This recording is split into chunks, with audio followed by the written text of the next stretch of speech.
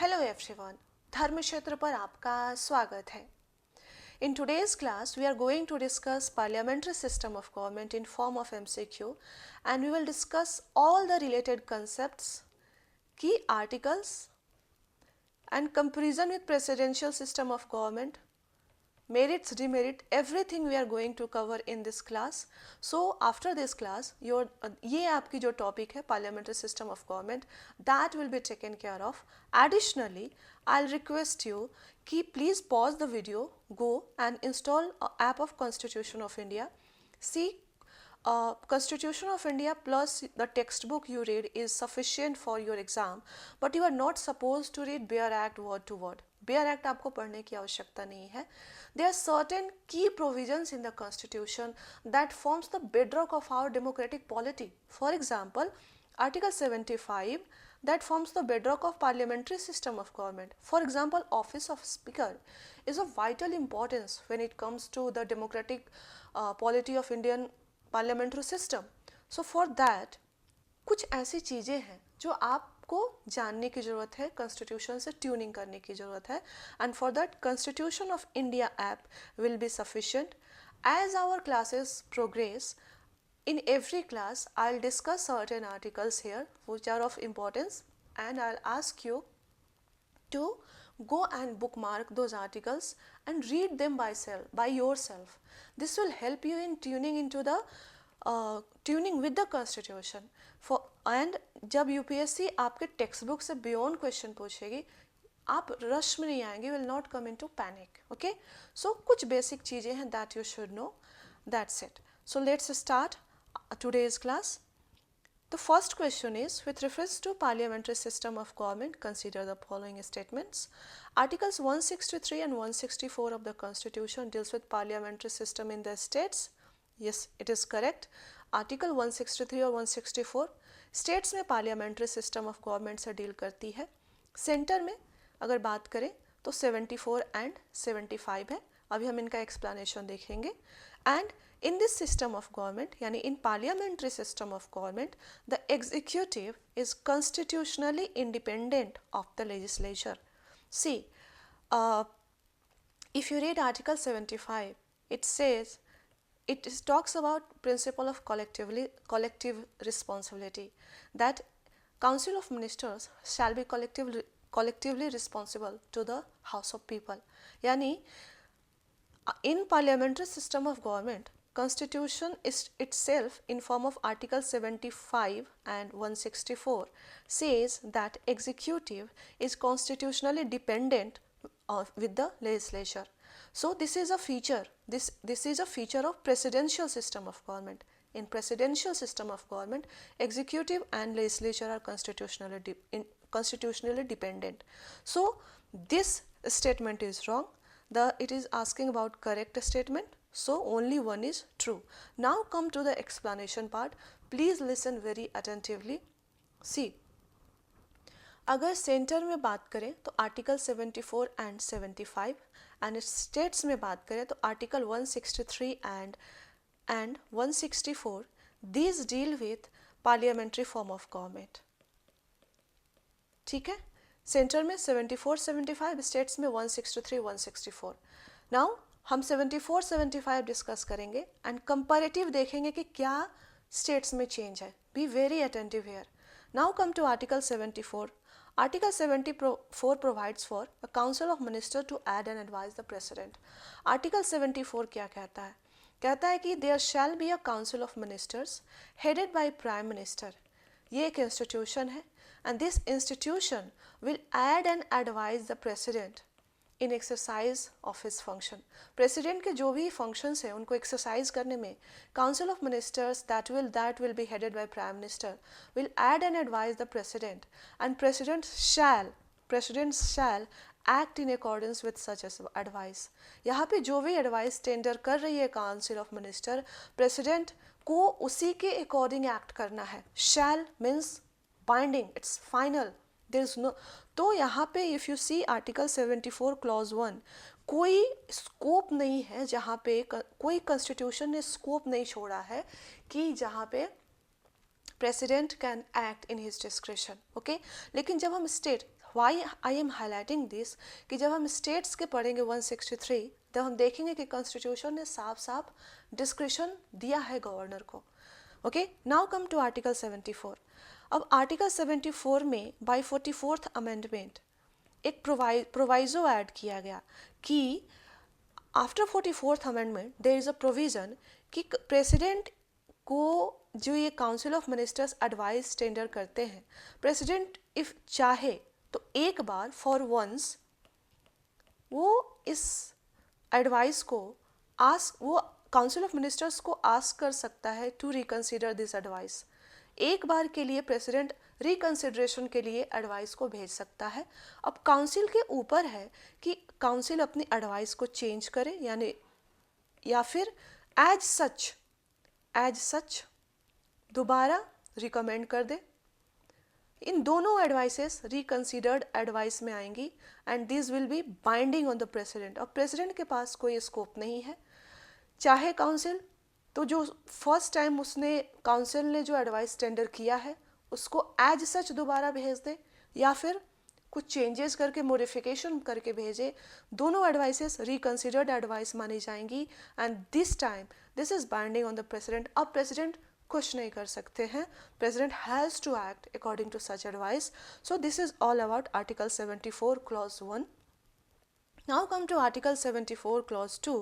This states that कि ये जो एडवाइस है council of ministers that is headed by prime minister, ये जो एडवाइस टेंडर करती है, just a minute, council of ministers headed by PM and ये इंस्टीट्यूशन जो एडवाइस टेंडर करती है प्रेसिडेंट को in exercise of his function, that advice would not be inquire into any court of law.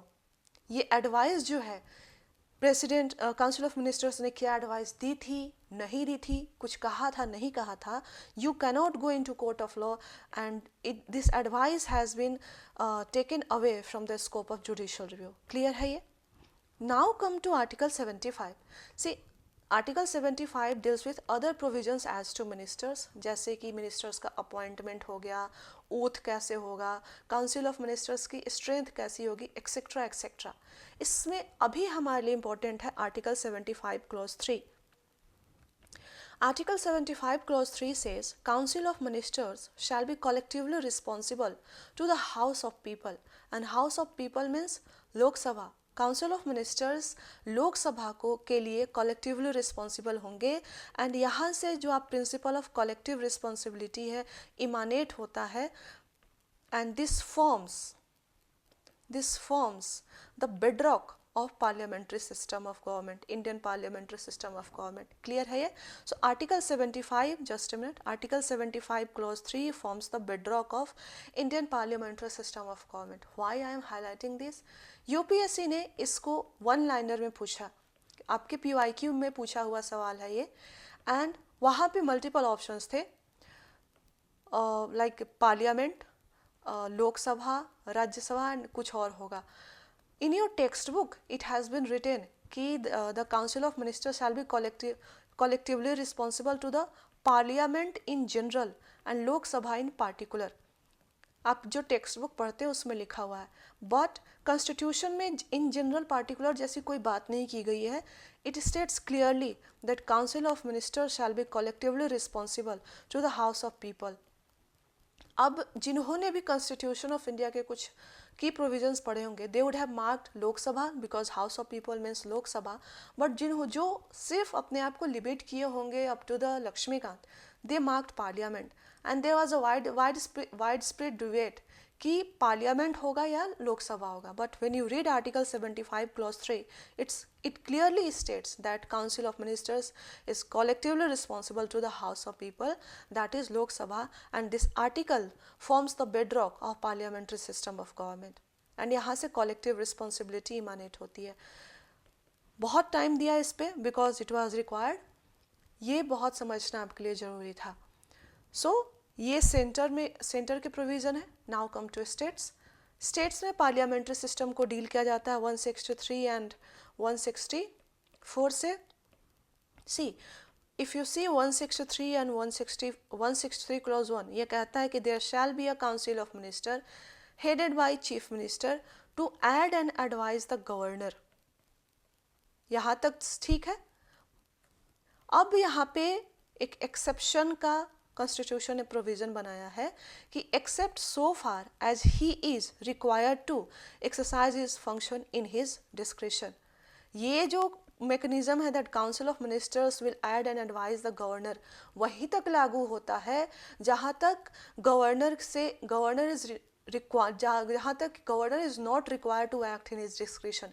एक बार चाहे कोई लॉ है, कोई कॉन्स्टिट्यूशन का प्रोविज़न है, वहाँ पे गवर्नर अगर डिस्क्रिशन में एक्ट करता है तो वहाँ पे जो एडवाइस है that is not required.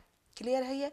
So when we read 163 clause 1 there is clear specification कि there is vast discretion to the governor. But यहीं अगर हम 74 क्लॉज 1 पढ़ें तो यहाँ पे प्रेसिडेंट के पास कोई डिस्क्रिशन की प्रोविजंस नहीं की गई है।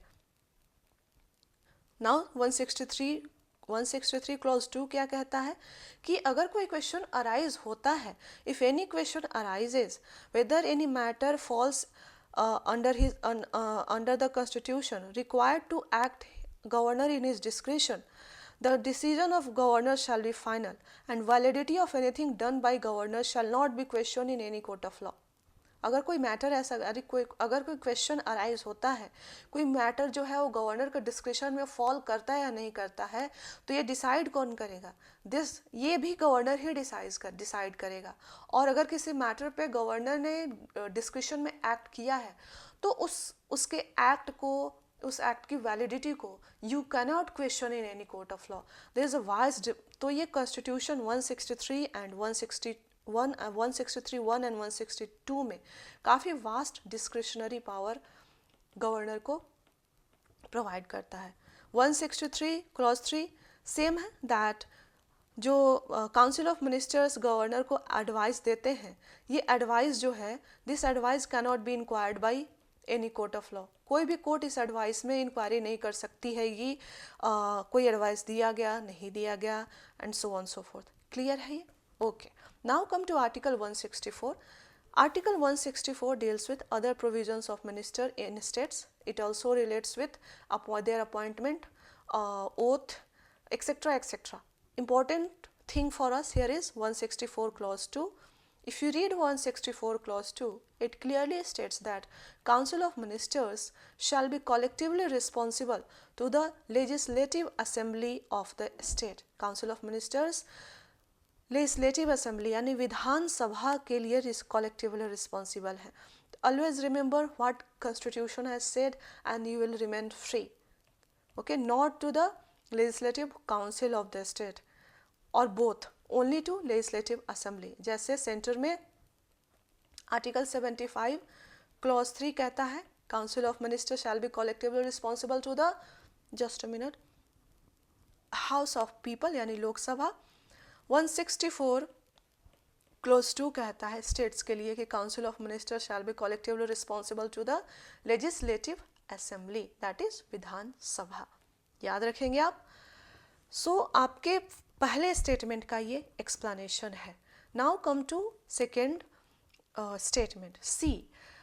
Currently in their various democratic form of government, और किसी भी डेमोक्रेटिक गवर्नमेंट को डिफरेंट फॉर्म में क्लासीफाई करते हैं based on the relationship between executive and legislature के बीच में कैसा रिलेशन है, उसके बेसिस पे हम किसी भी फॉर्म ऑफ गवर्नमेंट को इधर पार्लियामेंट्री या फिर प्रेसिडेंशियल में क्लासीफाई कर सकते हैं।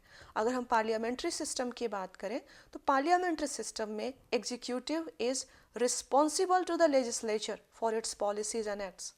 जब जिम्मेदारी है, जवाबदेही है, रिस्पॉन्सिबल मतलब एग्जीक्यूटिव की जवाबदेही है टुवर्ड्स लेजिस्लेचर अपने पॉलिसीज एंड एक्ट्स के लिए। ठीक है, so this is the feature of parliamentary system of government.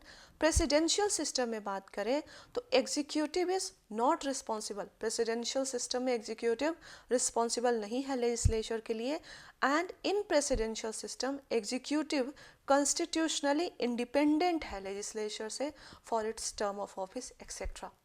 जब हम अभी आगे देखेंगे तो separation of power is a salient feature of parliamentary system, and in separation of power, legislature, executive and judiciary are in complete separation of each other. There is no interdependent or in any of them. But in Indian parliamentary system, in parliamentary form of government, legislature and executive are interdependent. Clear है ये? But in presidential system, legislature, executive are and judiciary are independent.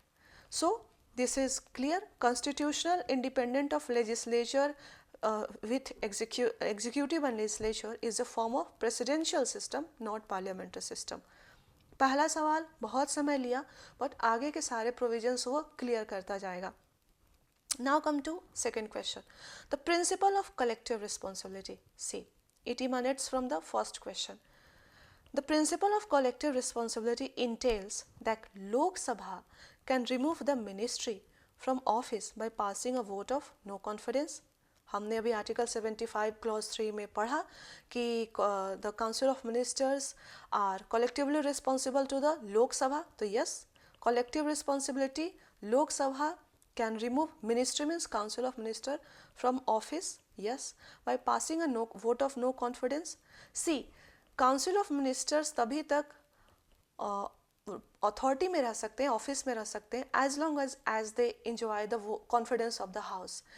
Once house realise कि okay council और executive is not enjoying the confidence of the house, they will move the motion of no confidence.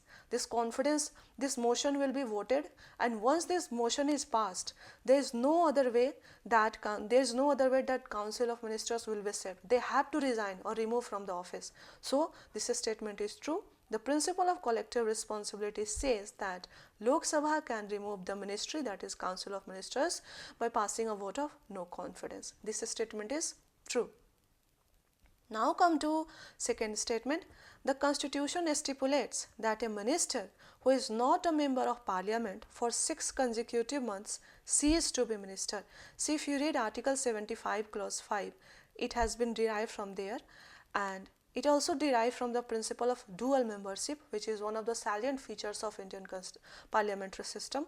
So this statement is true कि that constitution ये कहता है कि अगर कोई member of parliament, अगर कोई minister कंसिस्टेंटली 6 महीने तक consecutive, the word consecutive is very important.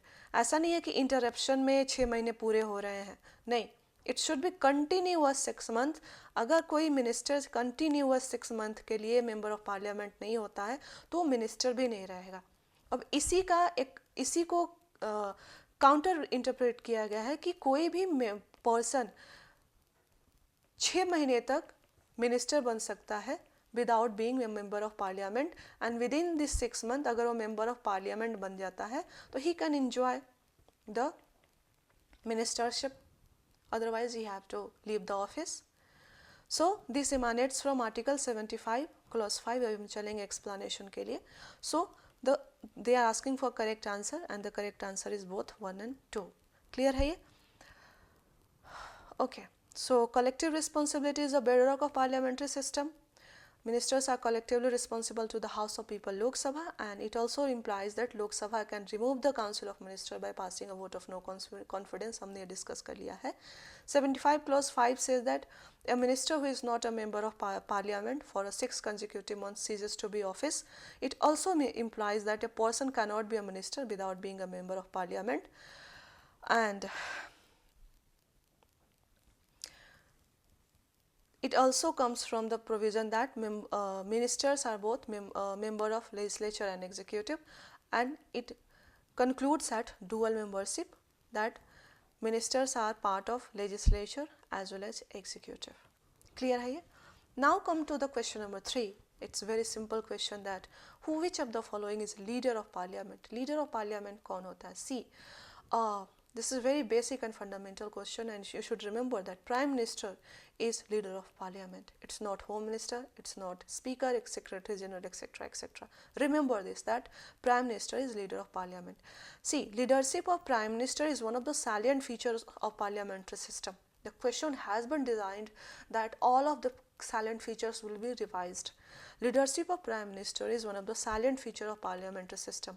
आप याद रखेंगे कि Prime Minister is the leader of the Council of Ministers. Article 74, Clause 1, there shall be a Council of Ministers headed by Prime Minister. So, Prime Minister is leader of Council of Ministers. Okay, this is repetition, please avoid. Prime Minister is a leader of Council of Ministers. Secondly, he is leader of Parliament. याद रखेंगे आप. And thirdly, his Prime Minister is a leader of the party in the power. तीन बातें याद रखेंगे. Prime Minister Council of Ministers को lead करता है, Parliament का लीडर है, and at the same time he is a party in power. Clear है ये? Okay. Come to the fourth question.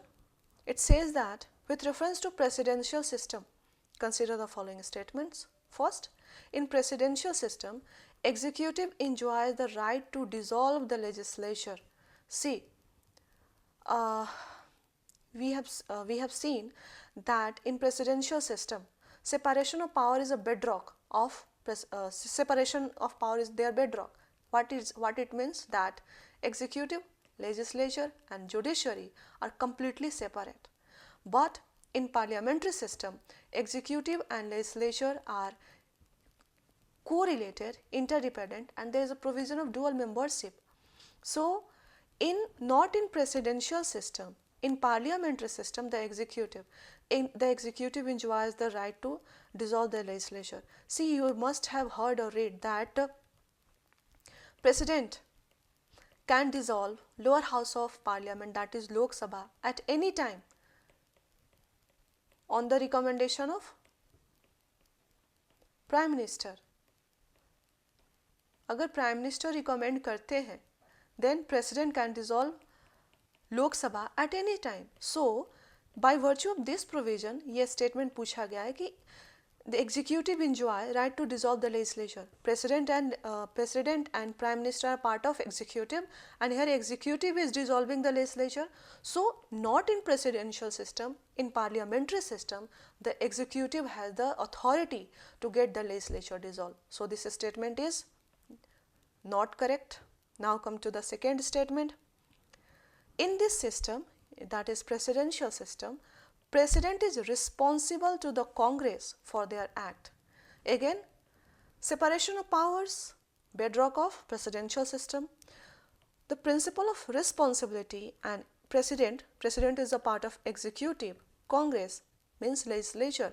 Executive being responsible to legislature is a feature of parliamentary system. Clear है ये? Not of presidential system. In presidential system, president, that is executive, is not responsible to the Congress for any policies or acts. So, it is also, statement 2 is also not correct. What has been asked? Which of the statements given above are not correct? So, our correct answer would be both 1 and 2. Now, come to the explanation part. Anything left? We have discussed everything. Yes, in presidential system, president cannot dissolve the house. Right of executive to dissolve the legislature. Parliamentary system का ये feature है. President जो लोकसभा को dissolve कर सकते हैं on the recommendation of Prime Minister. Doctrine of separation of power, basic feature है American presidential system का. Executive, legislature and judiciary. जो 3 organs हैं, they are complete independent, and the president is not responsible to Congress for their acts. Clear है? And president is not a member of the legislature and neither attend the session. But in Indian parliamentary system, see, president is not a member of parliament. President is not as such member of parliament, but he attends the session. Clear है ये? Attends means he is a part of parliament but not member of parliament. He do not attends the session, but by virtue of this authority he addresses the sessions, right? ये हम देखेंगे आगे. Now come to the question number 5.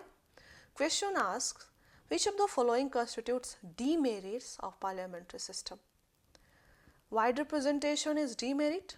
No, it is a merit. Unstable government, yes. हम explanation देखेंगे. Unstable government just a minute, is a demerit of parliamentary system. Why? See, council of ministers तभी तक authority में रह सकते हैं, power में रह सकते हैं, as long as they enjoys confidence of the Lok Sabha, यानी confidence of the house. Once they are lacking confidence या they are lacking support in the Lok Sabha has authority to get remove the council from the office. They can pass the motion of no confidence if it is voted, and they can move the motion of no confidence. If the motion is get passed, the council has to resign from the office. Secondly, there is a problem of just a minute, I'm forgetting it, the key term, defection. Yes, secondly there is a problem of defection. Firstly तो Lok Sabha article 75 clause 5 आ जाता है that if council of ministers is not commanding the confidence of the Lok Sabha, then they have to resign, or Lok Sabha can move the motion of no confidence, and if it is passed they have to resign. Secondly, there is a issue of defection, and by virtue of defection the council of ministers who were till now commanding the authority or majority of the Lok Sabha, they can become minority, and once they are minority, the Lok Sabha senses that they are not commanding the confidence of the house, while again they will move the motion of no confidence, and if it is passed, the council can be removed. Thirdly, there are various nuances of coalition government.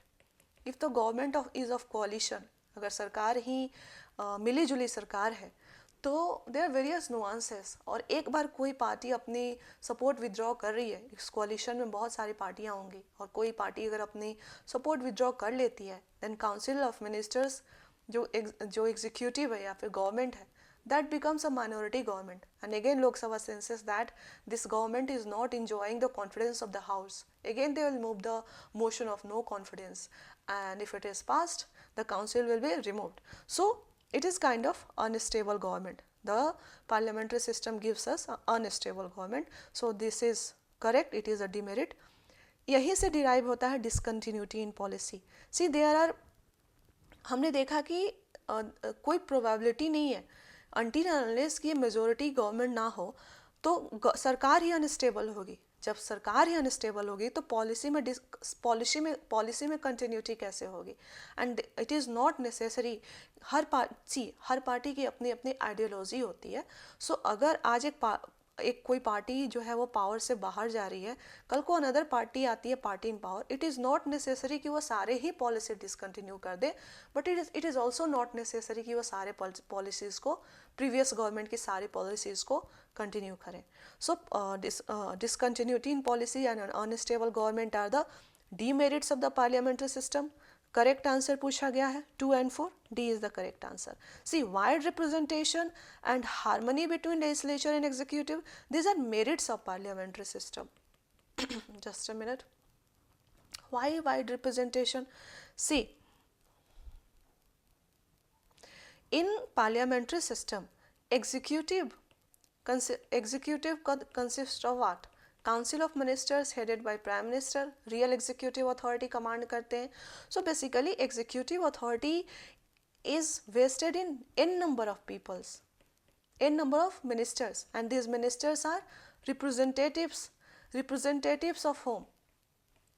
People of India. तो there is people of India have this authority कि वो अपने different sections of people can choose their representative, और ये representative जाकर minister बनते हैं, they constitute council of minister. So ये parliamentary system, by virtue of parliamentary system, we can see कि different sections of society, different section of India get represented in executive. So this ensures wide representation. Third come harmony between legislature and executive. See, अब तक हमने discuss कर लिया है कि in India executive is a part of legislature. Just a minute.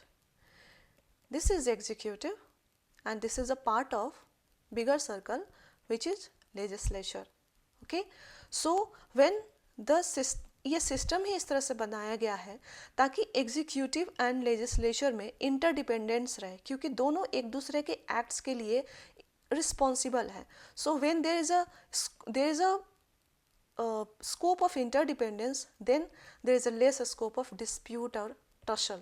दोनों में dispute और tussle होने के chances बहुत कम है, क्योंकि they have been made in such a way that one is a part of another and they are interdependent. So this is a feature of parliamentary system. When it comes to presidential system, in presidential system executive is completely separated to legislature. There is a watertight compartment, so we see there is always a deadlock among them. If you follow the current affairs properly, you will see कि हमेशा US में कभी कभी कांग्रेस और president में tussle की news आती है. It is because of there जो फंडामेंटल स्ट्रक्चर है that gives this scope of tussle. But India में इस टसल को अवॉइड करने के लिए we opted for parliamentary system, and this system gives us harmony between legislature and executive, and it is one of your fundamental features, one of your characteristic feature of parliamentary system. यही सारी बातें लिखी गई हैं और सारी चीज़ें हैं. सिर्फ मेरिट्स देख लेते हैं पार्लियामेंट्री सिस्टम का. ये हमने 2 देख लिया. It prevents despotism. See basically क्या है कि जो एग्जीक्यूटिव अथॉरिटी है, real executive is exercise by council of ministers headed by prime minister, and prime minister is of course heading the council, but he is first among the primus inter pares, first among the equals only, right? So the real executive authority is vested in is किसी individual में नहीं waste किया गया, बल्कि group of individuals में waste किया गया है. So basically there is a dispersal of authority. Dispersal means कि कंसंट्रेशन नहीं है, किसी एक इंसान में सारी अथॉरिटी वेस्ट नहीं कर दी गई है, मल्टीपल लोगों के हैंड्स में अथॉरिटी दी गई है, and it checks the dictatorial tendencies of the executive. Clear है ये?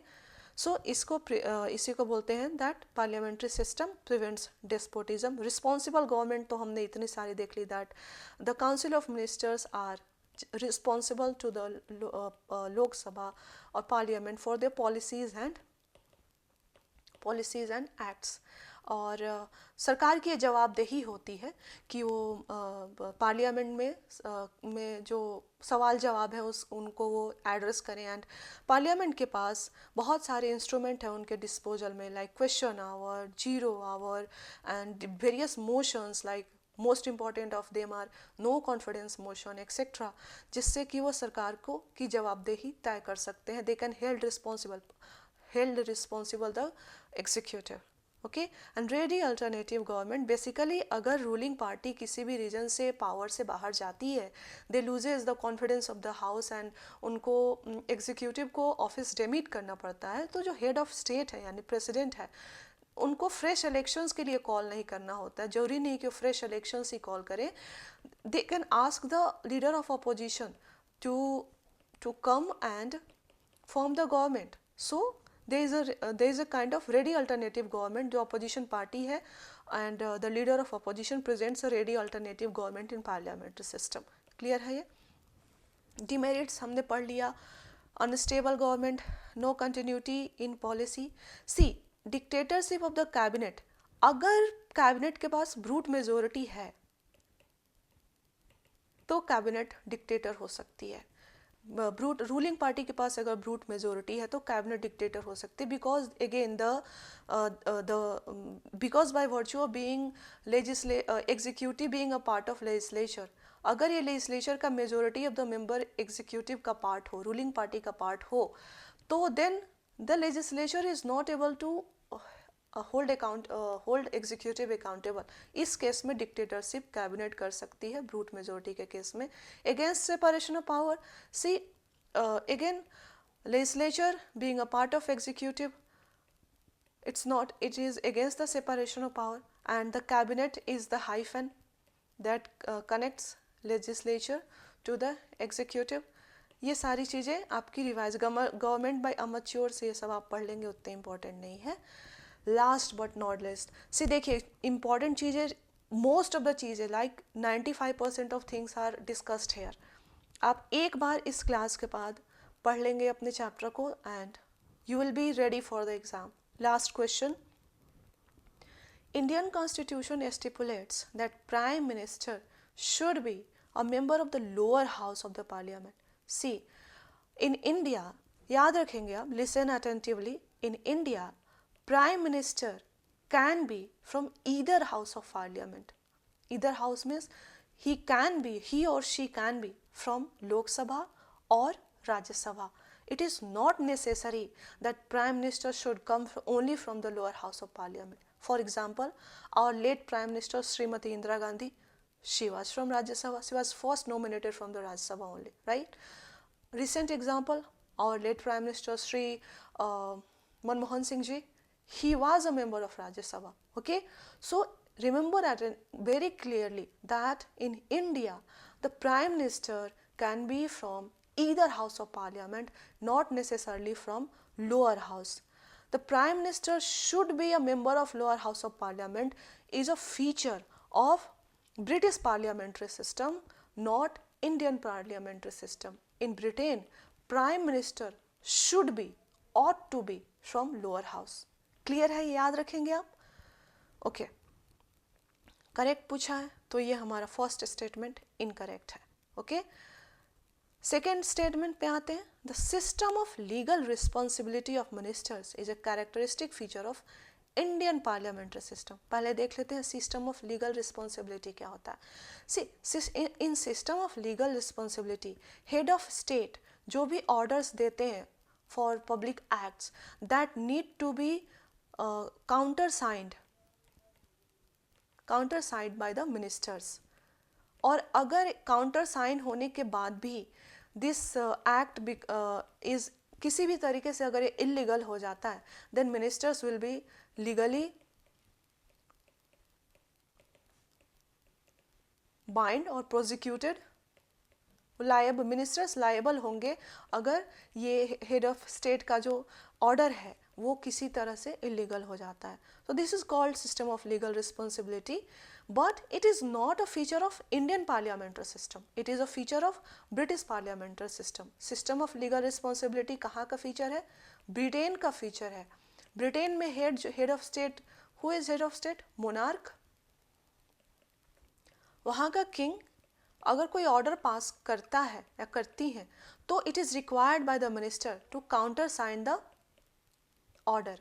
और अगर ये ऑर्डर काउंटर साइन होने के बाद भी इलीगल होता है, then ministers are held responsible for that and they can be prosecuted. याद रखेंगे आप, इंडिया में ministers are not required to countersign the orders issued by president at the center or governor by the state. तो याद रखेंगे system of legal responsibility क्या होती है, और system of legal responsibility British parliamentary system Britain की feature है, India में एप्लीकेबल नहीं है. Third, so statement 2 is also correct, incorrect, I'm sorry. Now come to third. Shadow cabinet is an institution of British parliamentary system. Yes, it is true. याद रखेंगे आप, shadow cabinet British parliamentary system की feature है, institution है. अब shadow cabinet basically क्या होता है कि जो अपोजिशन है, शैडो कैबिनेट एक इंस्टीट्यूशन है जो अपोजिशन रेडी करती है, बिल्कुल जो रूलिंग कैबिनेट है उसको मिरर करने के लिए. यहाँ पे जितने भी काउंसिल ऑफ मिनिस्टर्स होंगे उसके कॉरेस्पॉन्डिंग अपोजिशन भी एक तरह से कैबिनेट बनाएगी, बट क्योंकि ऑफिशियल नहीं है इसको शैडो कहा गया. किसकी शैडो है? ये रूलिंग कैबिनेट की शैडो है. होम मिनिस्टर के कॉरेस्पॉन्डिंग यहाँ भी एक पर्सन अलोकेट किया जाएगा, डिफेंस मिनिस्टर उसके कॉरेस्पॉन्डिंग यहाँ एक पर्सन अलोकेट किया जाएगा, एक्सेट्रा एक्सेट्रा. काम क्या होगा कि जैसे अब जिस भी मिनिस्टर को ये मिरर कर रहे हैं यहाँ पे, उनको चैलेंज करना इन द पार्लियामेंट, उनको क्वेश्चन करना और अल्टरनेटिव पॉलिसीज हमेशा रेडी रखना. और इसीलिए कहा भी जाता है कि shadow cabinet is a kind of ready government in waiting, I think, yes, government in waiting. So this institution is a part of British parliamentary system, और यहाँ पे एक रेडी अल्टरनेटिव गवर्नमेंट हमेशा तैयार होती है. So this is correct. पूछा है करेक्ट आंसर के बारे में, so only 3 is the correct answer. See, I don't think यहाँ पे कुछ इस पीपीटी में कुछ ऐसा है जो मैंने छोड़ा है. आप इसका स्क्रीनशॉट लेके पढ़ सकते हैं. What I will ask you कि हमने कुछ आर्टिकल्स यहाँ पे आज डिस्कस किए हैं 74, 75 क्लॉज 3, 75 क्लॉज 5, 163, 164. ये 75 एंड 164 हम आगे पढ़ेंगे जब हम काउंसिल ऑफ मिनिस्टर्स को डिटेल में डिस्कस करेंगे. Go and bookmark this articles and read them. Okay, ये आज की ये टास्क है. And after listening to this video read your textbook and from there revise parliamentary system of government. And फिर अगर कुछ बचा हुआ है और नहीं समझ में आता है then write in comment section. Till then take care and thank you very much.